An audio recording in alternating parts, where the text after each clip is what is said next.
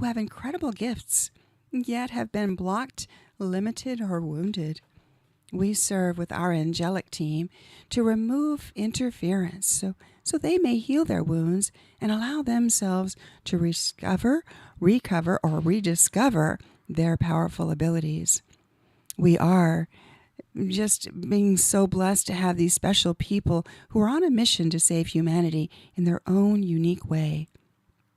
When we open our mind to possibilities and let go of those old patterns of expectation, we allow ourselves to expand and embrace new awareness. Our Archangel Azrael even told us, the more you think you know, the less likely you are able to learn. When you understand how little you know, you are willing to accept new information. Let's open our minds and celebrate those who have both the gift of inner sight and are courageous enough to act on what they hold true deep in their hearts. As we work to shift the broken and awaken our inner resources, we herald a time of great awakening for an amazing future for humanity. Today, I'm delighted to shine the light on an extraordinary bright light warrior today. KatieRaine is an amazingly awakened individual who brings incredible new information to our world. In addition to being a skilled earthly pilot, she's also a future plasma ship pilot. In addition, she embraces the spirit of an ancient Huna, working with her guided team to connect with the life force energy of our beloved Gaia. They clear the darkness, creating a positive energy path to welcome a new Stargate system.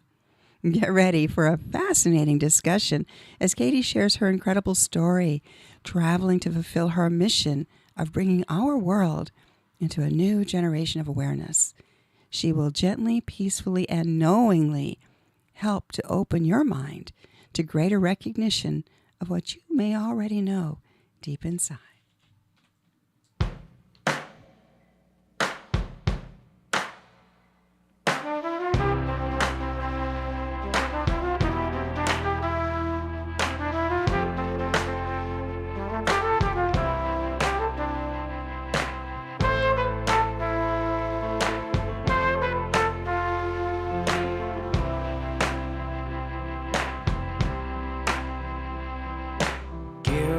Always give what you can, even if your allies draw lines in the sand, and dig. Always dig a little deeper. Sometimes it's hard to be my brother's keeper. Love, so you let love in. Baby, I am home in the wake of your skin, and it's crazy how we wear a ceremony. Always be open to your path and your journey. Yes, she cradles my loneliness, a home to the forest nest. Universal test, feel the weight of my love. Put your hand on my chest and rest in the cradle of my arms. The battle that we face is a place where our scars come from. And to pick up the gun, my love, we are destined to teach these ones to be brave and never run away. Courage is birthed from the womb on the first light of day. Yeah, the day you were born, you came out perfect, never meant to be torn in silence. Never been so loud in the violence, never been so proud of our people. When we're fighting for a change, not afraid to lose it all. Despite all the rage, we are animals and we cannot be caged. Provoke us to fight, so we burn a little sage and write poetry. Wiser than the enemy will ever be. The minority and authority. Are you here to protect or arrest me? I can't tolerate the hate and I'm losing sleep. Can't breathe cause they're choking out a war in me. Immorality, yeah. Love letters to God. I wonder if she reads them or if they get lost in the stars, stars and the stars. Yeah. Good morning, Katie. Katie, are you there? I'm here. Yes. Well, all of you wonderful light warriors out there, let's send some good energy to keep the call connected. She's in Mexico. So, yeah, welcome from Mexico, Katie. Thank you so much. I loved your introduction. You're so amazing at what you do. Oh, you know what? I love what I do, and I feel so blessed. I met this woman yesterday at a Daughters of the American Revolution, Sons of the American Revolution Veterans Day luncheon, and I just said, "Hello, how are you?" She said, "I am blessed," and I said, "You know what? May I borrow that? I really like that, just to say that in that way it affirms." And I truly do feel blessed. The people that are in my circle and meeting people like you. So tell us about you. You have a very fascinating story. So while we've still got a really good connection, tell us your story, Miss Katie. Yeah, sure. I'll go right into it. Okay. So I was born and raised in a really, really small town in Cape Breton. Darn. Is she still there? Are you still there? Oh, rats. This is going to be fun. I'm just going to keep texting her to call back. Okay. Hey, Katie. I'm going to text you every time you drop, and then you can call right back into the studio, okay? Because he sees when you drop. Just watch for the text. She's going to call back in. This is fun. This is fun. You know, this is the beautiful part about meeting people from around the world and being able to talk with them, is that we also have some, lovely little connection issues. But hello. Are you there now, Katie? Hi. Yay, she's back. Yes, I'm here. Sorry about that. I wish I would have set up my Skype, but we'll make this work. This is all perfect. We're just going to send some good vibes for the technology angels. All right. So Cape Breton, you were born and raised in Cape Breton as far as we got. Yes. And then I was born and raised in Cape Breton, Nova Scotia. I was always a pretty unique child. I was ultra sensitive to all the energies around me. I'd often be outside as my means of escaping my chaotic household. I'd be communicating with the rocks, the waters, the plants, the trees. Telepathically, and at the time, I didn't even know what I was doing until later on in life. So I had a very intimate connection with all the nature beings, and I realized too I had a very different way of, like, I could be speaking to someone, or I could be reading a book, and I would be hyper focused on the person or the book I'm reading, and it's like I'd have my blinders up, and I wouldn't be able, I could tune out all distractions. And I didn't realize till later on in life that was not everyone could do that. That was a pretty unique ability that I had. And so fast forward, at 12 years old, my father introduced me to surfing, in which I was instantly hooked. The ocean was my refuge. It was my sanctuary. I wanted to be in the water every single day on my surfboard. I guess you could say I was addicted to it. That's all I wanted to do. And I got into competing at a young age, and I was even a representative of Team Canada at the World Junior Surfing Championships around the age of 16.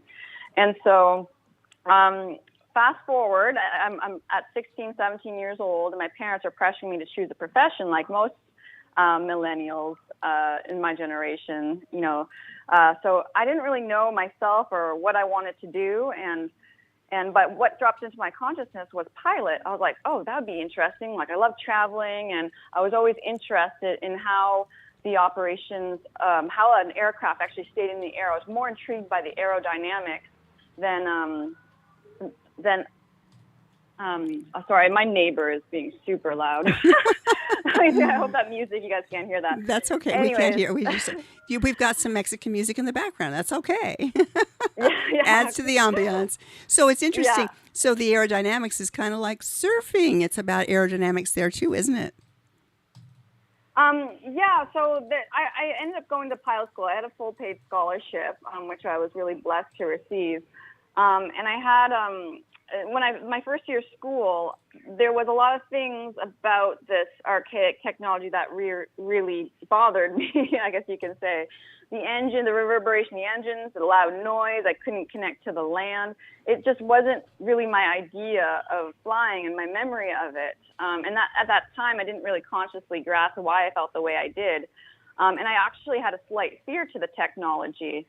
In my final year of school, I had about 4 fellow students who died in plane crashes Oh, wow. out of the entire history of the flight school. So, that was a big shocker to all of us. And I didn't really, I was really turned off by the dissonant frequencies of airports. They weren't really in alignment with nature's frequencies. And my neighbor growing up was a long-time airline pilot with Air Canada, and he was about 40 years old and looked like he was 60. So intuitively, I knew like these technologies weren't really the best for our health and well-being. So, I just decided to, after graduation, to kind of throw in the towel, take a break, and basically travel the world and surf and just work here and there. So I ended up doing that for many years. But what I told myself after I graduated was I'll return to flying once the technologies get a little bit more advanced and the engines are silent. And I remember telling myself that really clearly. I traveled. I've lived all over the world in my early 20s, just pursuing my passion, being in the ocean. And then in my mid-20s, I had a very traumatic experience that created this spiritual awakening. So ever since my mid-20s, I was on a pretty strict spiritual path, enhancing my 9 senses, working on my intuitive capabilities, because as most people probably don't know, you can only physically see 0.0035% of the light spectrum with our physical naked eyes. So there's a lot of unseen, in our daily lives, and we actually have 9 senses versus 5. And this is the way our ancestors always lived. We can communicate interdimensionally. We can communicate with different beings, we're all telepathic. We're all clairvoyant. We're all claircognizant, clear-knowing, clairsentient. So these are the abilities I was always very intuitive when I was a child, but at some point, because of the programming, indoctrination, mind control programming, you turn those abilities off. So I was coming back to myself, I guess you could say. And then in my early 30s, I was doing a lot of grid work with a spiritual group. We would do etheric ceremonies, and we were kind of Can you explain what grid work is to some people? They may not know. Yeah, so basically as above, so below, the meridian lines that we have in our physical body, like acupuncture points and things like that. Right. They're like the life waves of our body. It allows our light body energy field to anchor into our physical body. And that's basically all disease comes from blockages of these life waves. And so the earth has the same thing. The earth has her own meridian line system, and we call them ley lines. And so what the dark faction has done, and ignorant humans, they've systematically blocked these life waves through the deep underground military base systems, through damming of rivers. There's satanic monuments that basically are, the obelisk systems are basically inverted acupuncture needles on the ley lines that pinch the life force. So there's various different things that are basically clogging up the planet. So we would go into ceremony with our group and do energy clearings. Very similar to basically what your group does with, on the human level. We did it on the earth level. So, which was really amazing work. And I learned a lot through that process. I was working with a group of basically psychics, intuitives, whatever you want to call them. Okay. And so there was a lady I met in that group, Julie. Julie was from Kamloops, Canada, British Columbia. And the minute she met me, she recognized me, and she's like, you are like a sister of mine, or you just feel like family. And she was just instantly drawn to me. And once the pandemic began, I was like, I always had a very clear knowing, I could project myself into future timelines and predict future events and things like that. And I could see exactly where this was going and how bad it was going to get in Canada before it did get bad and they closed the borders and stuff. So instantly I was like, you know what, I'm going to go, worst comes to worst, I'm going to go stand with the patriots in middle America. I'd rather, fight on my feet than die on my knees. So I basically packed up and went across the border at the beginning of everything. But before I did that, Julie was like, I need to meet you in person. Like, it's really important. I'm being guided to connect with you in person before you leave. And so I went over to see her in Kamloops. for a weekend. And during that weekend, we went to this national park called Wells Gray National Park, where there was this massive waterfall. She didn't know anything about my history, by the way. She didn't know I went to pilot school. She didn't know a whole lot about me in general, and that was the first time we were meeting in the physical. So we're standing next to this waterfall, and all of a sudden I see half the waterfall and the rock wall just break off and come back together. It was like a time warp. Whoa. And it was like time stopped, and it felt like I went underwater, like my ears went. There was just all of a sudden a big pressure shift in my ears. And I sometimes things just come out of my mouth.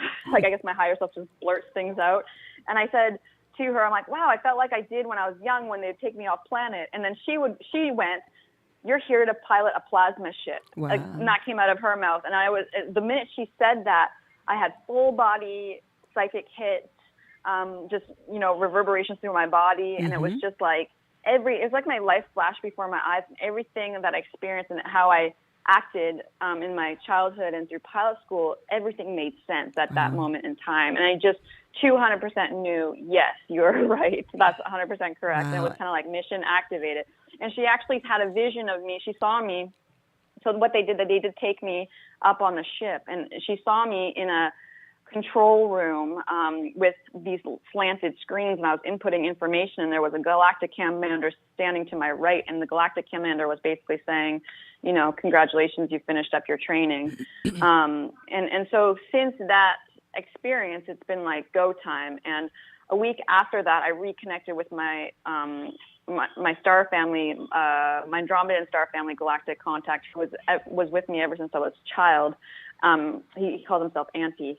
And he's on one of the higher councils, which kind of oversees the Galactic Federation operations and stuff. So right now we're we've been in a spiritual war for the past few years, and this is about the liberation of our planet through thousands of years of enslavement with the draconian groups and the Orion factions. So, God, you have so much information. I just wanted to ask a question. The Galactic Federation that you're talking about, can you elaborate on that? Because some people know, some of us know a little bit, others know a little bit more, and some people are like, what is she talking about? So what are you talking? So we've got that you see yourself on a plasma ship. What is a plasma ship first? What does that mean to the average person? Yeah, definitely. So, I was going to get more into that. Okay. But so a plasma ship. So basically, this plasma ship that I'm here to resurrect. Time. The Galactics don't look at time like we've been programmed to look at time. It's more of a spiral. So what we're doing through this ascension process, we're coming back into resonance to meet these ancient technologies that have always been here, but they're in a slight higher density. They basically were left here during the time of Atlantis and Lemuria. Okay. So thousands and thousands, they're ancient technologies. And so time is like when you come into resonance with an event, that's when you experience it. So it's not, none of it's linear. That's just all a programming. So it's about frequency and magnetics. And so since we're going through this ascension process, we're increasing our frequency and our magnetics, and our resonance is getting higher and higher. So it's like the propeller of an airplane, that when it's spinning, you can't see it. So that's like the higher density beings are just the atoms are vibrating at a faster pace. Ooh, I like that analogy. I really like that analogy. That's because you're exactly right. And so what you're saying is as we accelerate on this ascension path, we tap into some of our ancient knowing, our ancient wisdom, and our ancient abilities. So I have long been fascinated by architecture and the way things were built. They say, they built all these fascinating architectural structures with hand tools. Come on, really? So what you're saying is there were other technologies that we had. Okay, that just really, I'm getting a complete God chill for that, because I know that there had to have been things that have been lost in time with our architecture and other technology. So through magnetics and through other technologies, that's fascinating. Yeah, so we were, our ancestors that were extremely advanced civilizations. We had free energy, crystal kingdoms. The pyramids were basically free energy generators that powered cities. And so, there's basically ever since we came out of our mother's womb, we've been lied to, and under this heavy enslavement has become normalized, basically, that we don't even realize we're enslaved. So if you can, his story is his story. It's not actually true or accurate. Right. So as we go through this ascension process, we're remembering, because we are reincarnated immortal beings. Like this temporary flesh suit is just a small sliver of the experiences that we've had on and off planet. So we're getting all of our memories back as our DNA comes more online and more of our light body anchors into our physical body. And so that's what a download is. You're just, it's a memory. It's a parcel of memory that's anchoring into your consciousness. It's able to come through. Because we're literally walking light giants.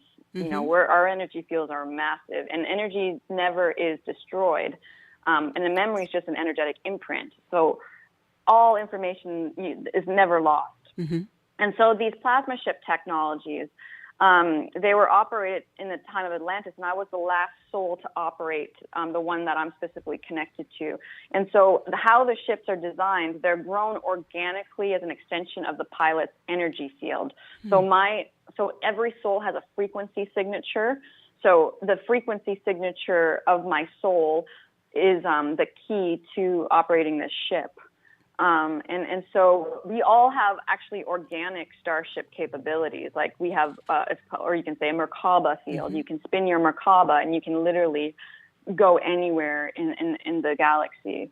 But this is actually an extension of that. So it's like a artificial intelligent organic extension of our natural starship abilities. And so what I was shown was that the ship's in a slightly higher density. It's got a crystalline skin to it, and it's kind of like a time capsule. So it's going to bridge the timelines, because it's going to reconnect us to our past ancient history, and then it's going to project us into the future as well, because it's kind of like the story of Aquaman. If you've seen Aquaman, he goes out and seeks the king's trident, and the king's trident represents the merging of the underwater world with the surface world. Okay. And so it's going to merge and bring together not only humanity, but the elemental realms, the inner earth realms, and our galactic brothers and sisters. So my ship is one of 33 that's connected to an intergalactic mothership. There's about 20 of these ships that are Earth-based, and the rest are sprinkled throughout the solar system. We've confirmed 6 locations. So I don't work by myself. I work with a whole team of people. Right.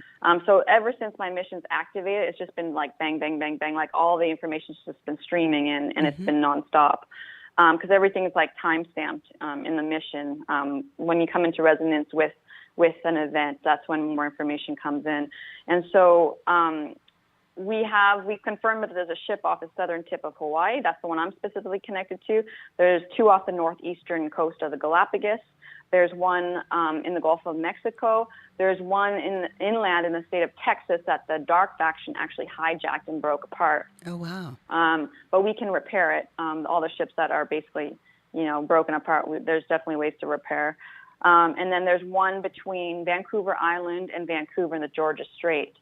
And there's those are the ones that we've confirmed so far, and more is going to come through as we move along this journey. We've confirmed 2 other pilots. So there's 4 of the 33 are slightly larger ships, and they're based around the Pacific. Now, many of these ships are in ocean or the lakes, and the reason so the ocean has thousands of times more electricity and plasma than fresh water or the air.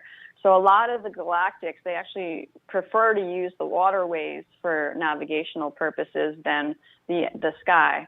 So right now we have thousands of ships in our skies assisting the liberation of humanity right now. And that ties into the Galactic Federation as well. And these are higher density, benevolent galactic races that are here. And in the oceans, there's even more that we can't see. So there's already intergalactic facilities underneath the waters the malevolent groups for the longest time have had intercoastal bases where, the submarines could go in and out, and also the dark fleet ships could go in and out. So we're basically going to, all the assets of these elite have been already seized by the Earth Alliance, which is a mix of Space Force, the Q team, which is the highest military clearance, and it's been a working group ever since, for many, many years, much longer before JFK. The assassination. I don't think he was actually truly assassinated, but so this benevolent group on behalf of humanity is working alongside the benevolent galactics, and that's considered the Earth Alliance. And so they've already seized all these assets, and what's going to happen in the future is that we're going to transmute these intergalactic hubs to, we're going to clear the energies, and we're going to basically reutilize them for benevolent hubs, and to house these advanced plasma ship technologies that our ancestors used.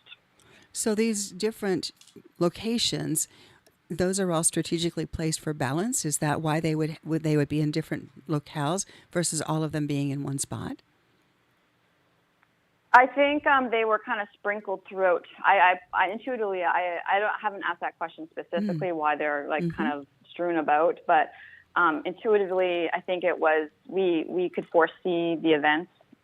We could foresee that what was going to happen in the future, and that we needed to place these ships in random locations to not only be for guardianship, but to keep them from dropping into the hands of the dark faction. Sure. So they were systematically placed in specific locations. And also many of the locations were ancient cities. So they're basically next to ancient cities. I know mine in off the southern tip of Hawaii, there's actually an active underwater city right next to it that I got confirmation on. So and would that have been an ancient Lemurian time? Hawaii it really dates back to Lemuria. Is that correct? Yes, Hawaii is basically the mountaintops of Lemuria. Ah, okay. So and so the Hawaiian people are descendants of the Maori, that is a sub-tribe of Lemuria. See, when I was there a couple years ago, I felt so at home, and I have yet to go to Alaska. That's the last state on my list. But Hawaii, I love New Hampshire. This is home. But Hawaii, there was just this energy, and I do have my own recall of being in Lemuria. I know I'm an ancient soul, been around, and that's why we know each other. We're finding each other again, and it's wonderful. There's this, when you find a member of your soul family, there's just this kinship, this knowing, and Hawaii was just magical for me. And so as you are shifting the energy, I know that you're working also with the Hunas and shifting the energy. I know my team, we do a lot of work clearing each other. We've done a lot of work clearing the dumbs and going down into the inner earth where there was a lot of black goo on the walls. And of course, we go in without knowing anything, kind of like you. We go in with a quest for knowing. And as we go into these experiences, we're using our mind, traveling and clearing. And as we clear this goo, and we do a lot of work with what we call the archangels, but we also know that they're connected with the galactics. Anyway, as we've cleared, we've been able to see the walls, inner earth, become alive with beautiful crystalline energy. And then what's happened is we're starting to see more and more of these elementals, which I hadn't seen in all of my years. And I don't know whether it's because you and I and other people like us are doing so much to clear the energy, the inner earth energy, or if it's because myself and my team are raising our vibration to where we can see them. But we've been rescuing dragons and working with some giants that we've rescued, and the fairies are coming out now. It's pretty magical. And you talk to the average person about it, and they think that you're a wackadoo. But you know what? We really connect in this, and it's very real. So I can connect with what you're saying from and I love that you take it from that logical perspective too, that there is that bridge to the ancients, because having knowing of myself, of Lemuria, Atlantis, and being involved with the crystal room in Atlantis, it just makes sense when we look around at this beautiful architecture, these cathedrals, these amazing cathedrals that were built when people had hand tools, seriously, and they were built over a short period of time. They were used to harness energy. Is that correct? Or Yeah. to harness, amplify, and disperse energy in different cathedrals had different resonances or churches or whatever, or these beautifully architectural aligned buildings were placed with pyramids, because there are pyramids throughout the earth, right? And many of them are just look as, there's as a pointed mountain. No, that was actually an ancient pyramid. But people used all these, and like the star forts too. I've read about the star forts that are throughout. And again, how could those have been designed by a cave guy? Excuse me. Right. Yeah. Doesn't equate. It doesn't equate. So you're No, bringing the not at all. ancient technology, you're reawakening it. I love that. Yeah, and then, going back to my story growing up, the reason why I was so drawn to surfing is that surfing is actually the nearest thing on this planet to operating a plasma ship. You're harvesting plasma, and you're in this super hyper-focused brainwave state where time just slows down, and that's exactly what it's like when your consciousness hooks into these technologies. Right. Wow. Yeah. And then it's your technology or your vibrational frequency that is creating your plasma ship, that's drawing it, that is making it manifest, right? It's right now it's in your mind. Is that what you said? No, it's here. Like, it's a real ship, but it's just in a slightly higher density, and we're coming into resonance to meet it. I see. So the more I do focus my energy and intent on it, the more it's going to anchor in to this dimensional space and I'll physically see it and meet it. And so, yeah, it's, because of the time, like, everything happens simultaneously. There's no such thing as past, present, or future. Everything happens at once. It all comes down to resonance.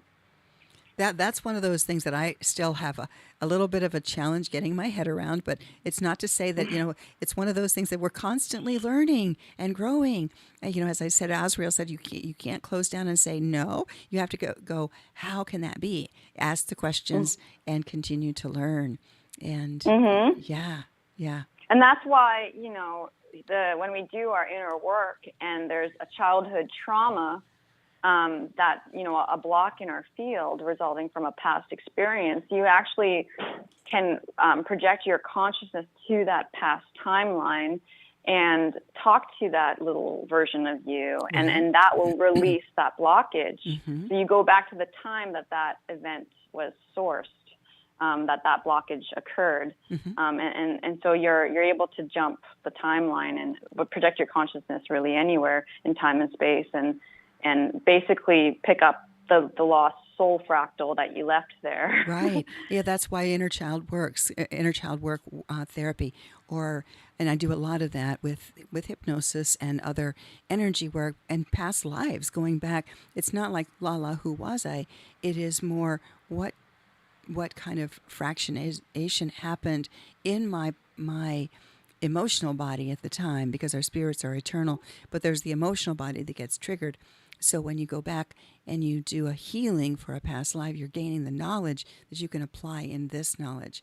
So what you're saying is that past life, we are reliving the similar situations in this life, and then we have an opportunity to shift the energy based on the knowing from the past. Is that right? Yes. Yeah, exactly. Okay. Yeah, exactly. Wow. Yeah.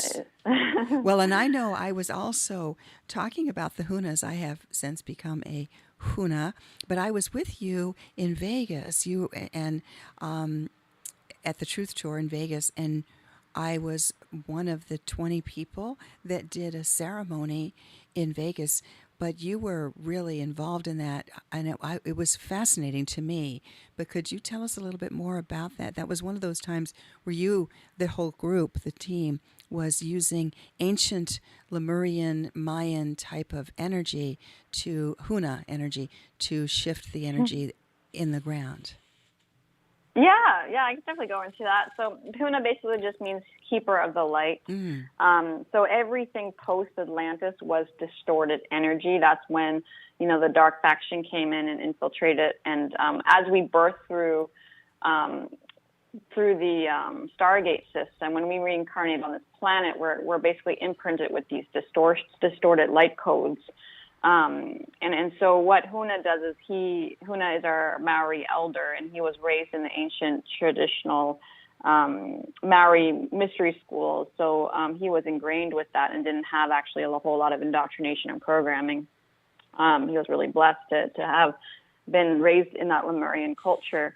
And so what he's been guided to do is he's been given the tools to clear this overlay in our field, these distorted codes, and basically restore your field back to its blueprint.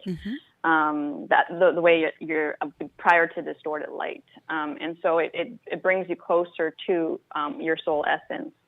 And with the Huna work, he's taught us how to do ceremony on the land with precision. So we call them cracking ceremonies. Basically, we clear. So with the ley line system, a lot of these satanic groups, they've put trauma-based energetics over the land, which is kind of like gunk on an energy level, and it really clogs up these life waves.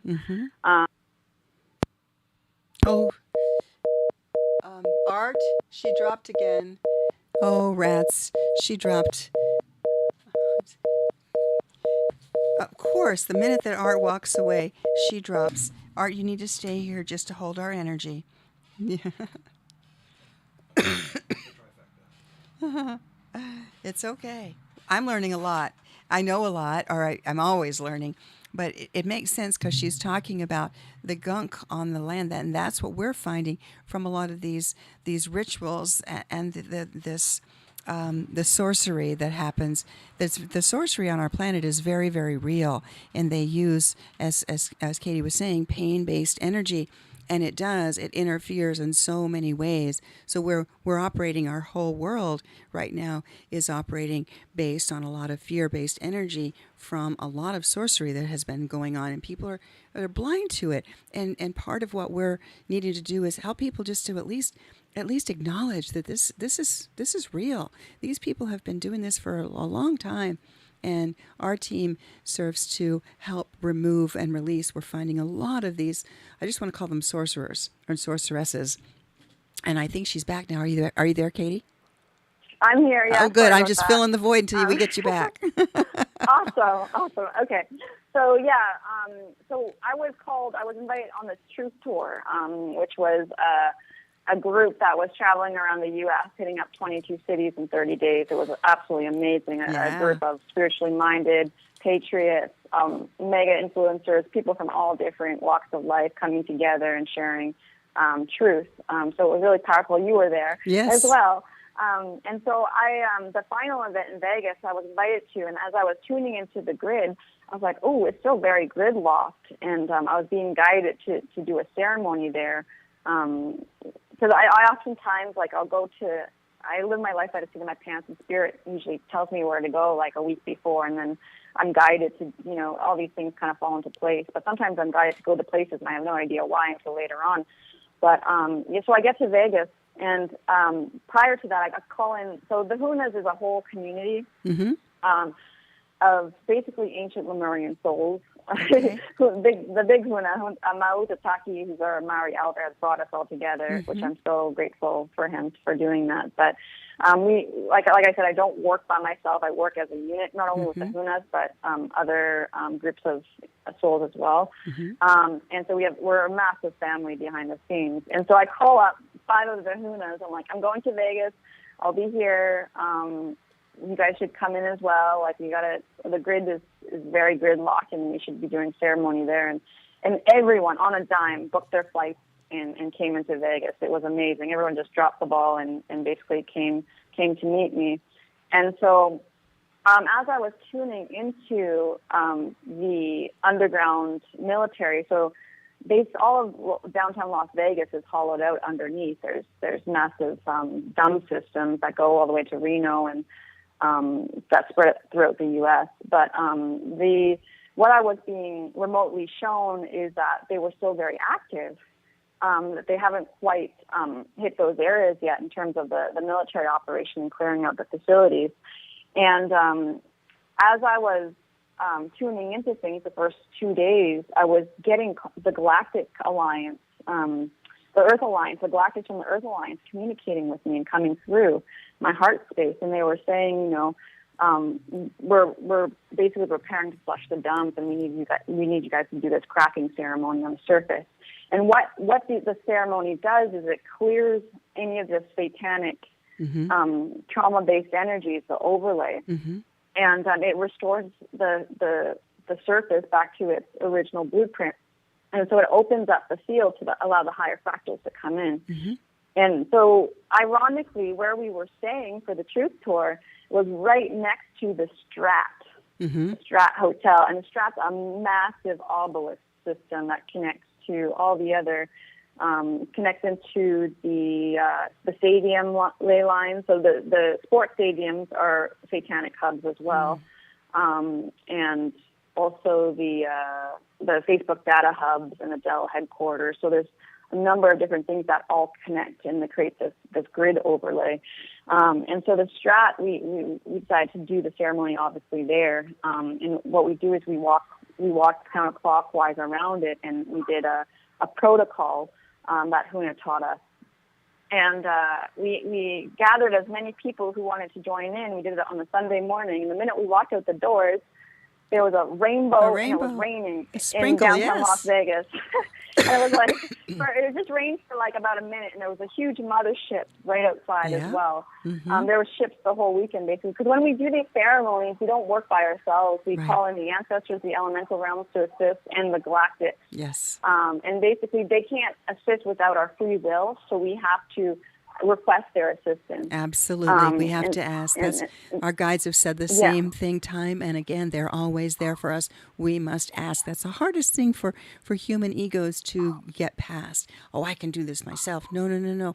We don't do anything ourselves. All of this amazing work is done through the team. As a team, the work is done through us. Yeah, I love that. And that's why, our indigenous ancestors, why ceremony was so important, because it merged all of these different forms of consciousness and they worked together. And so it was extremely, extremely powerful. And so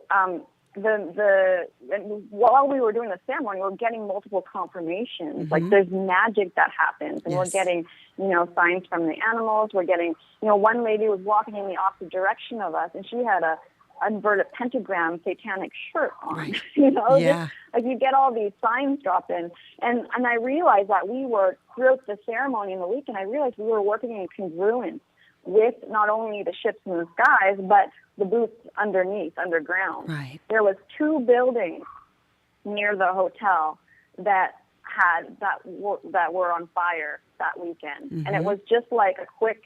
It was a very odd, because the fire was there, and then it was gone. It was only like 10, 20 minutes of a contained fire, and I was psychically picking up rods of God, like they were, this was part of the operation, and I believe those were dumb entrances. But there was a fire at Hoover Dam. Wasn't there a fire at Hoover Dam that same weekend, too? And yes, so that was... Yeah, there was an explosion of some sort. So so I'm getting confirmation through my communication channels that the booths are underneath us working and preparing to flush these dump systems as we're doing the ceremony. Because when we do these ceremonies and it clears the surface, a lot of it, so there is still negative ET fractions on this planet, but the thing is they can't come and they can't leave this atmosphere. It's completely sealed off and protected. So we have thousands of ships assisting us right now. And so what they did is they seal off certain sections of the dome, so like they can't escape. And they can only target certain portions on a global level at a time. So it's a massive operation that takes time. And so it's all systematic. And so when we do this clearing on the surface, it makes it extremely hard for these negative factions to manifest their dark portals to escape. Mm-hmm. So they use black plasma, which is basically the inversion of the natural white plasma that you see. That's interesting, because what we see is we just, in our own simplistic vernacular, we call it black goo, but that's exactly right. That's what we see coating the walls and that's what we encounter when we go in our visions. We're typically rescuing the spirits of those that have been used, and they've locked the spirits in the bricks or in the walls of in these tunnels where the spirits were used in sacrifice. And there's actually. Oh, sorry. Go ahead. No, that's what our team has been doing, is because our mission is to rescue the lost souls, and so we do a lot with the spirits that have been used and abused. So we're not rescuing the real physical people or children, but the spirits of that have been sacrificed. So I totally get where you're coming from. Yeah, and there's actually video footage of webcams where these black portals are manifesting. You see the ship trying to escape out. Mm-hmm. Yep. It's amazing. There's one in Nanaimo, and they were clearing and flushing the dump systems there. And so, we got confirmation that was happening. And then after we left Vegas, like 3 days later, we get word that the downtown strip was fully flooded. Flooded, yes. So, there was, there was a huge downpour, a rainstorm that came from nowhere. I want to actually go back to that, being a part of that group where we were walking, just walking and chanting and enjoying and basically sending love from our hearts as we circled. And we all looked, at one point, I actually have a picture of it. We were looking up and noticing the cloaked ships that were all around us. But at one point, there was a cloud formation that looked like a calling wolf. It was magical. Do you remember that? I actually have a picture of it where the wolf is... I think I do. I think Roger had grabbed a picture too. And then Lisa was with me, and Lisa was just so excited. She had never been to Vegas before, and... And one of the beautiful things was the hotel we stayed at was a reclaimed hotel that didn't have the gambling in it. But that night we wanted to go to to see a show. So lo and behold, the show we decided to go to was at the Strand. And we walked out again, and that night there was a double rainbow over the Strand. We were like, what? It was hardly any rain, but there was this, this rainbow again.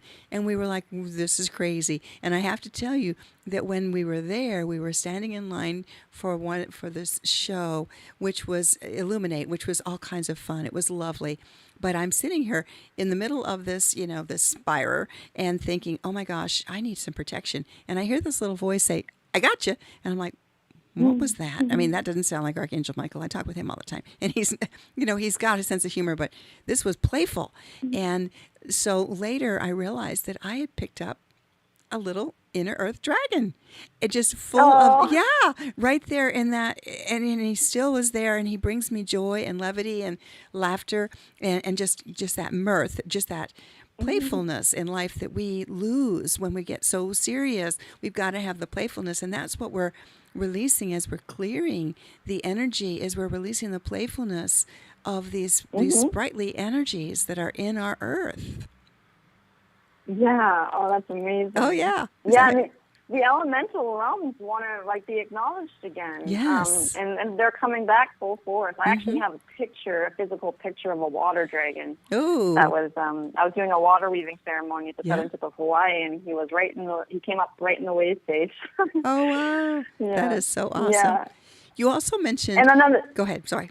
Oh, I was just going to say another thing with the oceans too is the oceans are at a higher frequency than the land or the air. Sure.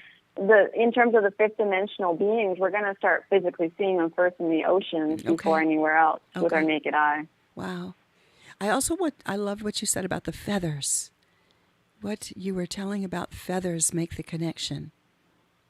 Oh, yes. Yeah. So a lot of the indigenous tribes, the feathered bonnets that the chiefs would wear, a lot of the indigenous tribes really understood these nine senses and how they utilized them and taught their children how to enhance them from a very young age. And so birds like the migratory birds, the feathers enhance telepathic abilities. And so when a Canadian goose loses its flock, it can relocate it many, many miles away and re-intercept. And so the chiefs knew about this, and so they wore these feathered bonnets that would basically broadcast, what they wanted to telepathically send to their tribe, and they didn't even really have to open their mouths. Oh my goodness, Katie, we're at the end of the hour. You know what? We're going to have to send telepathically energy to everyone, thanking you for being on and for the work you're doing. And I'll put it in the link where people can find you. But quickly, one second, how do people find you? They can find me on YouTube. My YouTube channel is KatieRaine, Raine. Okay. And they can look me up there. And I'll put that on our channel. Thank you so much. Thank you, Katie. Enjoy the rest of your stay in Mexico. And we will chat very, very soon. Love you. Thank you. Love you. Love you to everyone who's listening. Thank you so much. Take care. Until next time, everyone, look up, stay positive, and be the light in someone's day. God bless.